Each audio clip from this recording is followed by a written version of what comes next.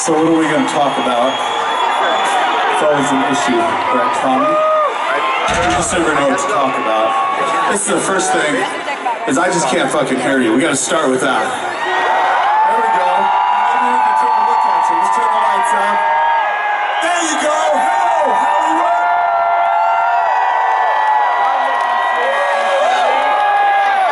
We are the only band that can fucking say this. We are home fucking sweet home, right?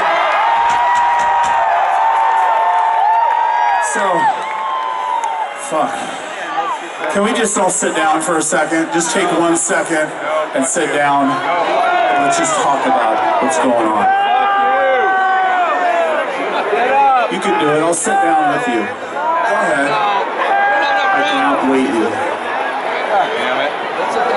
Okay, so this is what I was thinking.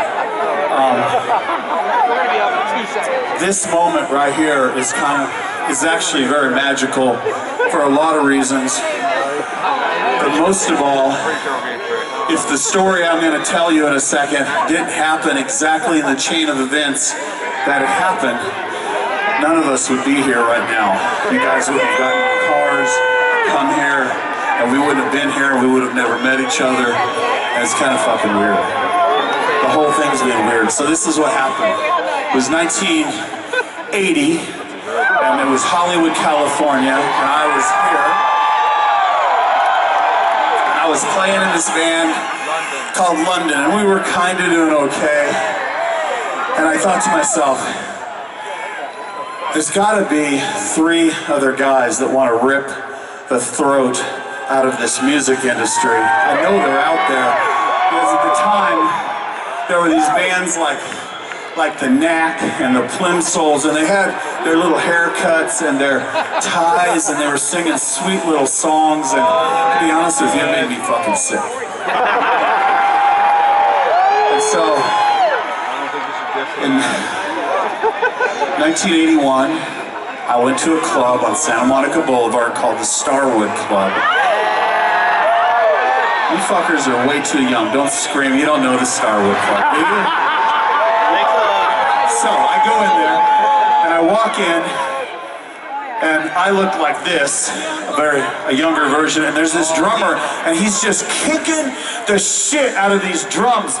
Skinny, little, I didn't know he's 17 years old. He wasn't even old enough to drink. And I went backstage, and he was sitting there on the floor after he had kicked ass.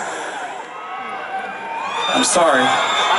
He was wearing girls' spandex pants.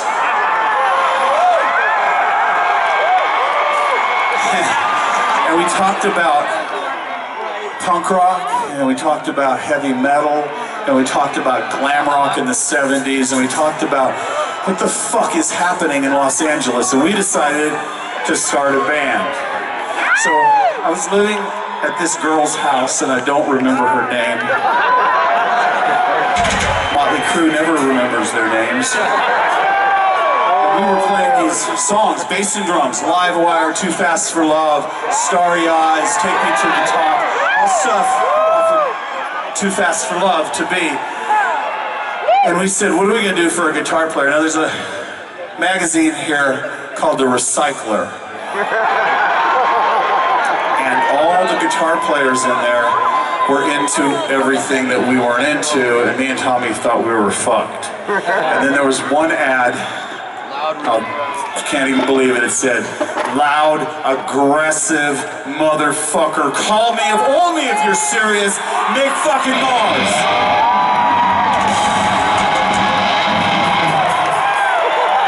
So now, there's 3 of us, and we needed a lead singer, and Tommy said, I know this guy, but he's in another band. And we went back to the Starwood, and we were leaning against the wall, and we thought we were pretty fucking cool, because we were. And we were just standing there like this. And this guy comes out on stage in white leather pants and a white leather jacket, and I swear to God, the girls were just throwing theirself at him, and he was singing a Cheap Trick song, and Mick Mars goes, that's our lead singer, and that was Vince fucking Neil. So, we decided to go to a rehearsal room And at that moment, I handed Vince the lyrics to Livewire, and Mick ripped into that goddamn riff, and Tommy started kicking the shit out of the drums. I started beating the fuck out of this goddamn bass. Vince started screaming. At that moment, January 17th, 1981, Motley Crue was born in this city. This fucking city, right here.